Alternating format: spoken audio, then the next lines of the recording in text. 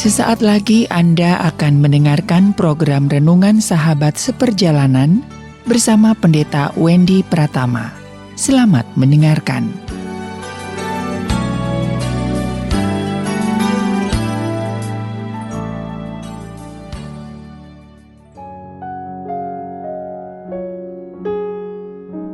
Selamat berjumpa kembali di dalam layanan audio Sahabat Seperjalanan. Hari ini adalah hari Rabu 1 Juni 2022.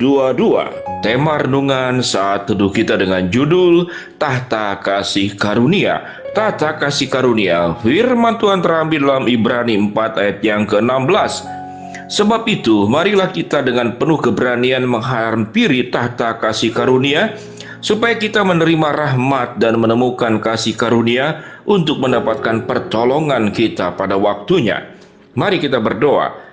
Bapa yang di dalam sorga, kami ingin belajar dan bersyukur untuk kebaikan Allah yang bertata di atas segala kerajaan apapun, melebihi apapun yang ada dalam dunia ini, sebab Engkau Raja di atas segala raja. Namun kami bisa untuk menghampirinya. Dalam nama Tuhan Yesus kami berdoa. Amin. Shalom sahabat seperjalanan yang dikasihi Tuhan. Untuk masuk ke rumah biasa saja ada pagarnya. Itu rumah biasa. Untuk masuk bertemu dengan lurah lebih sulit lagi. Bertemu dengan wali kota, gubernur jauh lebih sulit lagi. Bertemu dengan presiden jauh lebih sulit lagi. Bertemu dengan orang-orang yang tinggi jabatan, orang-orang kaya sangat tidak mudah. Sehingga apa yang disebut dengan tahta, semakin tinggi tahta, maka semakin sulit dijangkau, semakin sulit diakses, dan semakin sulit kita bahwa kita bisa sama dengan orang yang punya tahta tersebut. Sahabat seperjalanan yang dikasihi Tuhan, di bagian Alkitab yang kita baca tadi, Ibrani 4 ayat yang ke-16, bahwa kita bertemu dengan tahta kasih karunia yang dimiliki oleh Tuhan. Namun sebelum berbicara tentang tahta kasih karunia, mari kita sedikit punya pengetahuan tentang tahta dari kerajaan Inggris. Kerajaan Inggris itu setelah raja, tahta raja, ada namanya tahta, sebuah gelar yang disebut dengan duke atau duchess, yaitu gelar tertinggi bangsawan di bawah raja. Di bawah duchess ada namanya marchioness. Marchioness itu adalah penguasa tanah perbatasan negara. Kemudian turun ke bawahnya lagi ada namanya countess, ada viscountess, ada baroness. Itulah negara kerajaan. Dan kita tahu seorang raja semakin tinggi jabatannya, semakin berpengaruh, maka dia punya akses yang sangat luar biasa, kekayaan yang sangat luar biasa, dan untuk bisa bertemu dengan sang raja di tahtanya berlapis-lapis, sangat tidak mudah. Kalaupun rajanya berbaik hati, rakyat bisa bertemu paling-paling cuma 1 tahun sekali. Dan itu pun dengan sebuah protokol kerajaan yang sangat ketat. Itulah yang disebut dengan tahta. Saya mencoba kalau sahabat seperjalanan mau sedikit ingin merasakan duduk di kursi tahta. Namanya itu adalah kursi tahta. Namanya ada kursi tahta. Sahabat seperjalanan silakan beli. Lewat Google ada. Dari harga 2,5 juta, 5,5 juta. Ada yang paling murah, yaitu kursi hakim 1 juta. Saya tidak sebutkan toko apa yang ada di sana. Silakan sahabat seperjalanan untuk melihatnya. Dan ada di dunia itu yang kursi paling mahal di dunia, yang dibuat itu pada tahun 1917, dirancang oleh seorang ahli dalam perukiran namanya Alan Gray. Nama daripada kursi yang sangat terkenal itu disebut dengan The Dragon Chair, yaitu kursi naga.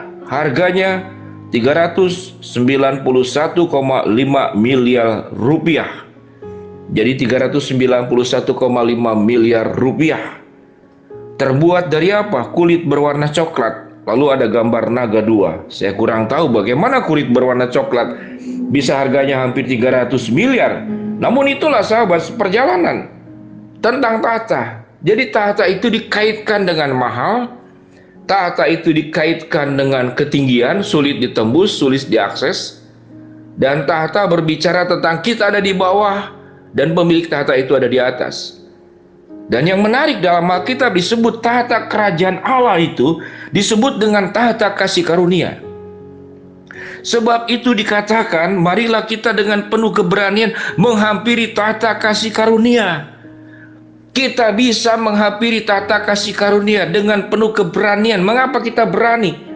Karena tahta Allah itu terbuka sangat dekat dengan diri kita. Dia hadir ke dalam dunia, di dalam diri Kristus Yesus, supaya kita menerima rahmat dan menemukan kasih karunia untuk mendapatkan pertolongan pada waktunya.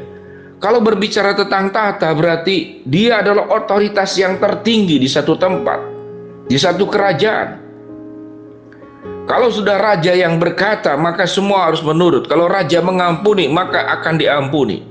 Tapi kalau raja mengatakan engkau dihukum, maka dihukumlah kita. Itu pemahaman tahta.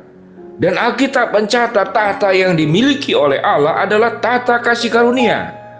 Tahta kasih karunia, kita bisa datang setiap saat kepada Tuhan.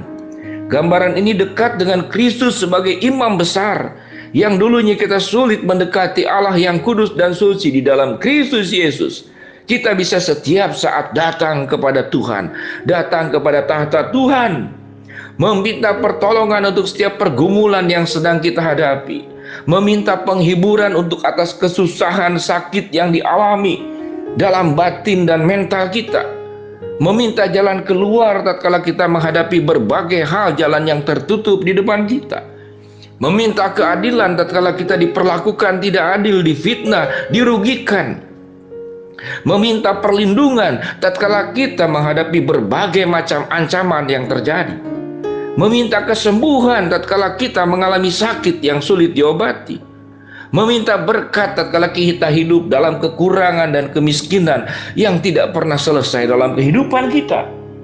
Sehingga tahta Allah adalah tahta yang sangat dekat, tahta yang mudah diakses, tahta yang bisa didekati. Dan tahta Allah adalah tahta sumber memecahkan segala macam problem hidup, problem masalah. Dan yang paling utama, tahta Allah datang ke dalam dunia di dalam pribadi Kristus Yesus untuk menyelesaikan masalah dosa. Kalau Kristus tidak tinggalkan tahtanya datang ke dalam dunia, kita akan masuk ke dalam neraka. Kita tidak akan mendapatkan pengampunan dosa. Kita tidak akan mendapatkan kasih karunia anugerah keselamatan di dalam Kristus Yesus. Betapa luar biasanya kita memiliki Allah yang duduk di atas tahta, yang namanya adalah tahta kasih karunia. Sebab itu marilah kita dengan penuh keberanian menghampiri tahta kasih karunia, supaya kita menerima rahmat dan menemukan kasih karunia untuk mendapatkan pertolongan pada waktunya. Sahabat seperjalanan yang dikasihi Tuhan, mari kita bersyukur untuk Allah yang sangat luar biasa. Allah dalam segala ketinggiannya dengan punya kerendah hatian yang luar biasa mengosongkan diri, membawa tahta yang mulia, yang agung, yang suci, yang tinggi, turun ke dalam dunia yang rendah, penuh dengan dosa, penuh dengan kehinaan dan kefanaan. Dan Allah menyatukan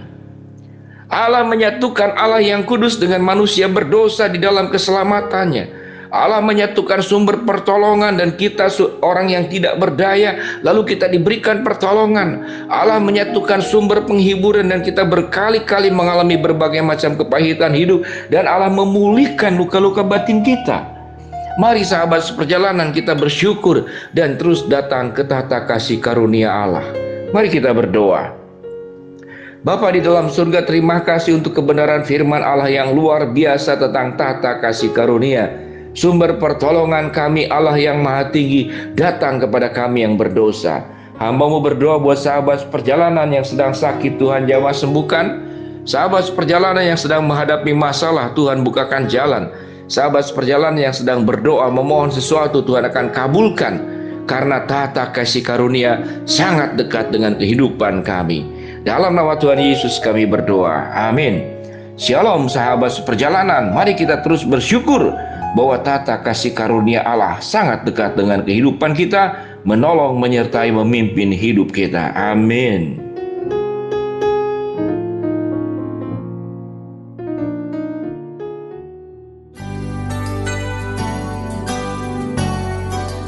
Anda baru saja mendengarkan program Renungan Sahabat Seperjalanan bersama Pendeta Wendy Pratama. Terima kasih atas perhatian Anda. Tuhan Yesus memberkati.